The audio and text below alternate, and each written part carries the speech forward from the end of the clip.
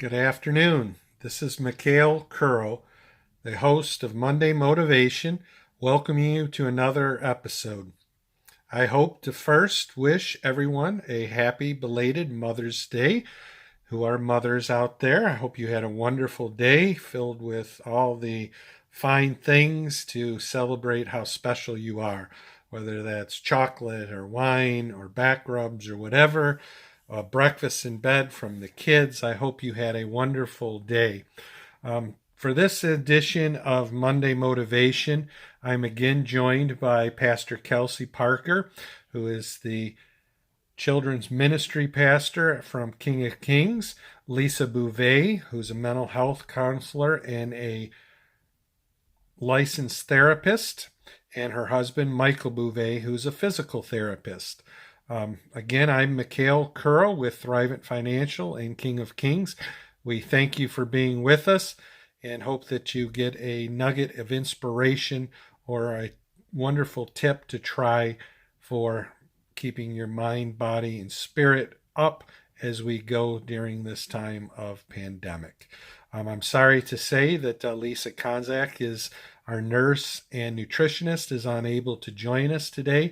But we will have some recipes from Lisa that she's given to us that we will share on the website for Monday Motivation.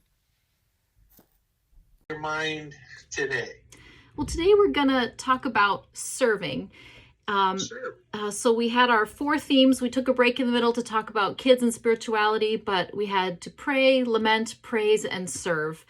And I wanted to just have a little caveat here at the beginning and say that it's not as though these 4 things are a 4-step progression, that we begin with prayer, we move and we lament for a while, then we're ready to praise, and now we can go out and serve. I don't think the human spirit and the Christian faith actually looks like that. So I wanted to just give myself and everybody here permission to move fluidly through all 4 of those stages of spirituality and discipleship. And you might think that tomorrow's going to be your day to wake up and serve. And when you wake up, it's going to be a lament kind of day.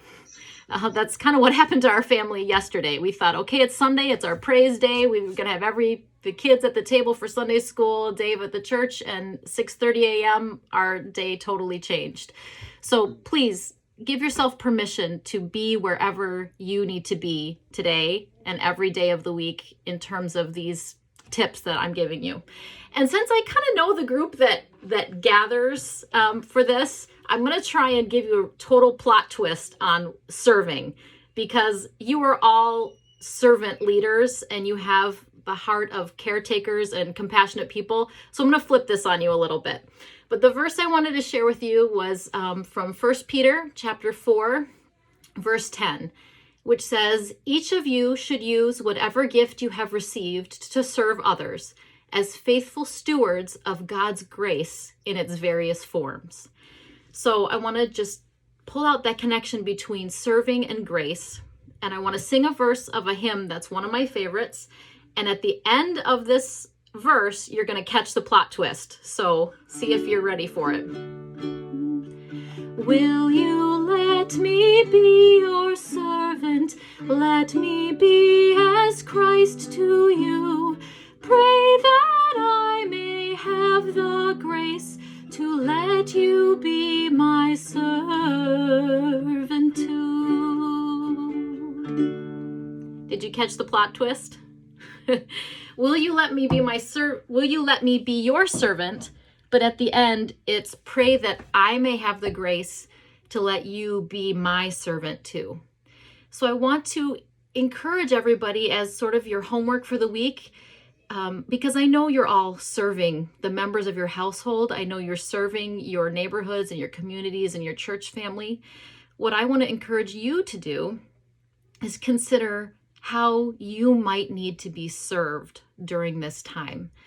Because if you imagine the image of you're a pitcher full of water, full of those gifts that God has given you, and you're constantly pouring out your pitcher and nothing is being poured back in, then eventually you will run out of your ability to serve the people around you. So if you want to continue to serve, also take a moment and reflect on where you might need to be served in your life. Whether that's something simple like when somebody asks you and says, "Is there anything I can do for you?" instead of the one that I'm really good at, "No, I think we're doing great." To take a minute and think about it and say, "Yeah, I really think I do need something. Give me a chance to figure out what that might be." I think that will help to feed you and fill you up, because it's easy in this time to just constantly give and serve, which is absolutely great. But consider how someone else might serve you this week, and consider saying yes to the next person that asks you how they can help and support you. So that's your homework for the week, and I hope that you will experience the grace that it takes to receive service from somebody else. Thank you, Kelsey. Hi, I'm Mike Beauvais, physical therapist. Today for Monday Motivation, we're going to talk about stretching exercises that you can do before and after walking or any activity. These self-quarantine times have put us indoors and kept us on our butts more than we should, so I'm encouraging everyone to get up and move. And walking outdoors is a great exercise. It's a lost form of exercise. But when you start walking more, there's a good chance your muscles are going to tighten up. So let's talk about stretching the major muscle groups in our legs. We have the large muscles in the front of our thighs called the quadriceps, or quads for short. We have the hamstrings at the back of the thighs, and we have our calf muscles. So let me show you how to stretch each of those major muscle groups. First one for the quads is the old-fashioned grab your ankle and pull your heel towards your butt exercise. However, if you can't grab your ankle and pull your heel towards your butt comfortably, an alternative would be to take a chair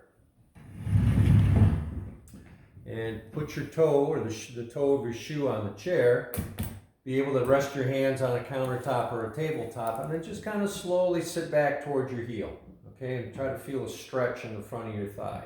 You might go backwards, you might get it, or you might have to go downwards and get it, but the target area is the front of the thigh. You want to hold the stretch for a count of 50. That takes about 30 seconds. That's always a good rule with any of these stretches. So that'll help stretch your quads. For the calf muscles, we all remember in school, in gym class or in PE, they told us to put our hands up on the wall, put your leg behind you, and lean forward, making sure that you're... So they taught us to lean forward, putting our hands on a wall or a post, keeping our heel on the ground. We're going to stretch our calf muscles out that way. Well, my way is just a little bit different. We're going to start by putting the weight forward on our hands using a horizontal surface like a tabletop or a countertop. The leg you want to stretch goes behind you. Make sure you see that your leg is straight and your heel is turned out a little bit. And then you're going to slowly lower your body down. And that creates a nice stretch in my calf muscle. I can keep the weight on my hands and my front leg, and it'll allow that muscle to stretch more easily. Hold it for a count of 50. And lastly now for the hamstrings. The best way I like stretching the hamstrings is to sit on the couch or bed or bench. Put your foot up on the couch or bed and tuck your other leg behind you a little bit. You're going to make a fist with your hand and rest the back of your knee on your fist. You're going to grab whatever it is you're sitting on, and you're going to use this arm to pull yourself forward. And that produces a nice stretch in the back of my thigh or my hamstrings. I'm going to hold that for a count of 50. Ooh, that feels good. I think I'll stay here for a minute. All right. So we learned how to stretch our quads, the muscles in the front, calf muscles in the back of our leg, and our hamstring muscles. So make sure that you stretch these muscles out whenever you've gone out for a nice brisk walk or you've done some sort of activity at home, and help keep you flexible. If you have any questions, as always, you can call my office or look me up on Facebook at Beauvais Physical Therapy. You all stay safe. Hello. Today we're going to talk about the power of sleep. Sleep is important for all of us, not just children and babies. Sleep won't cure all illnesses, but it will improve our odds of recovery. But why do we even need to sleep? People have been trying to figure that out for a very long time. It's helpful to look at sleep patterns when we look at things like depression, ADHD, type 2 diabetes, and even cancer. To understand all of this, we need to look at what this sleep is for. So research says that sleep is not a luxury, it is a necessity. It's critical for our body and for our brain health and our brain function. When we sleep, our body is focused on repairing our cells. It's also focused on repairing muscle mass and bone tissue. It's helpful in making proteins and recovering from lots of injuries. It also helps to repair damage to our skin, and it helps rejuvenate our brain cells. In other words, we need sleep. We are by nature not nocturnal creatures, yet we all seem to think that sleep is more of a luxury and it's not a productive part of our day. I often hear people say things like, I can function on only 4 hours of sleep. And I think to myself, I think I'd like to do more than just function. I'd like to really enjoy my day. I'd like to notice what's happening in my day. Sleep is also very important for memory. Our brain processes our emotions during the day. When we sleep, it kind of goes through all of our memories and it decides which ones can be stored away and which ones should be kept at the forefront. It's often considered our overnight therapy. Stress can accelerate aging. And from research, we see that lack of sleep can exacerbate and accelerate aging as well. So it makes sense that sleep can actually help in the aging process. It's part of a healthy training regime for our brain. Even Warren Buffett and Bill Gates are very aware of the need for sleep, as are most of our pro athletes. It's part of what they put into their training regimes. Sleep can help us be more productive. It helps us focus.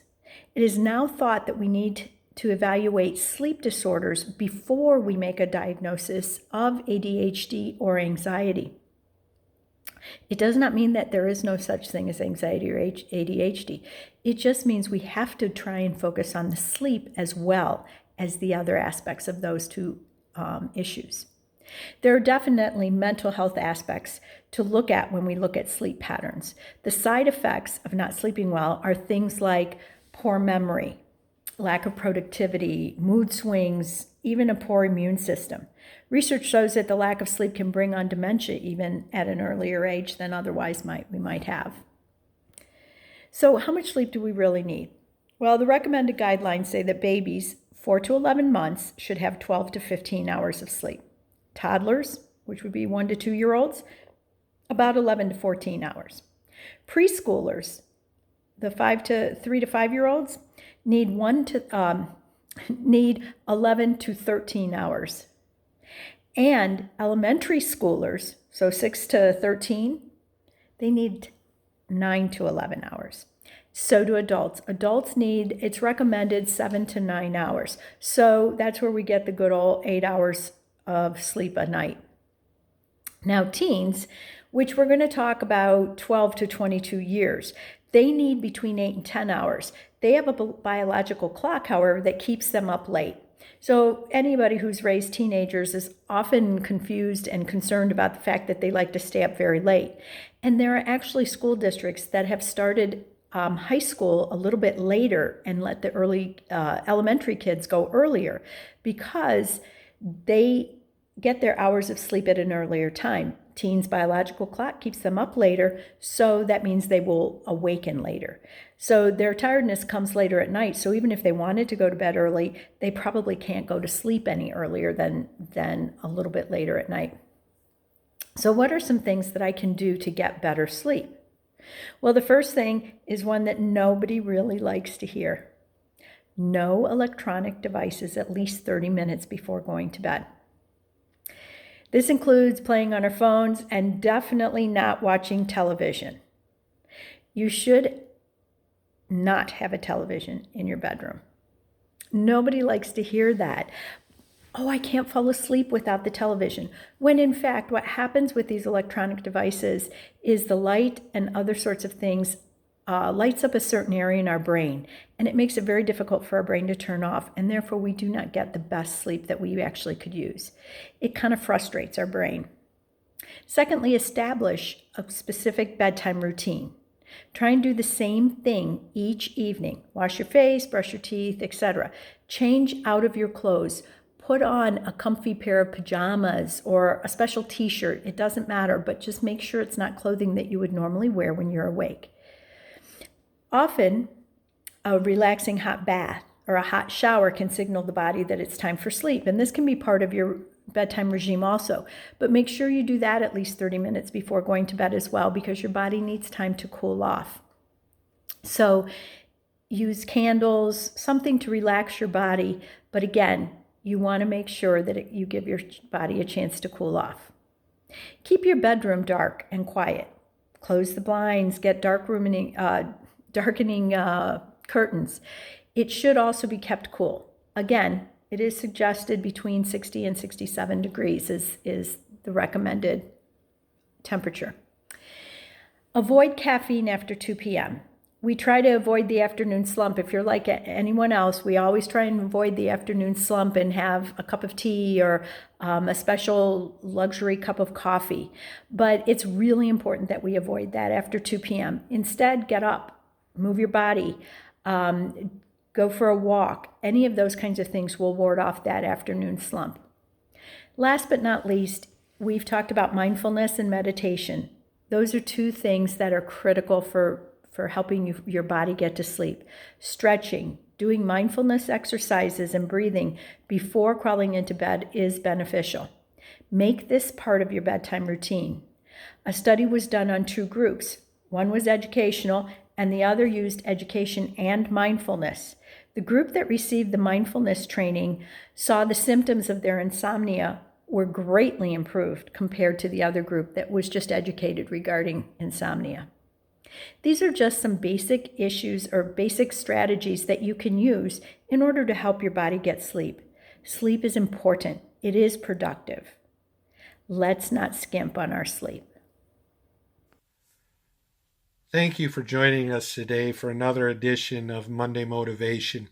I especially want to thank our speakers, Pastor Kelsey, who reminded us to take a moment in terms of giving to make sure that we ourselves are attended to so that we can fill up our pitcher so that we can give more to others. I also want to thank Mike Bouvet, who with his suggestions in terms of stretching for the major muscles in our legs and to remind to take care of our body. And lastly, to Lisa Bouvet, Mike's wife, who shared with us some wonderful tips on the importance of sleep. Each one had to do with self-care today, and hopefully you are taking care of yourself during these unprecedented times. If you're interested in more video conferences, tomorrow is another edition of Weekly Wealth Health. I will have an estate planning attorney with me to talk about wills and trusts. A wonderful opportunity to learn what those are, what legal documents are involved. And as always, Wednesdays we have the Bible study with Pastor Dave and Pastor Kelsey that you can log into at kfklclutheranchurch.org. And I hope that you have a blessed and healthy week. Stay healthy, stay safe. God bless you. And we'll see you next Monday for Monday Motivation at 3:30 p.m. God bless. Bye-bye.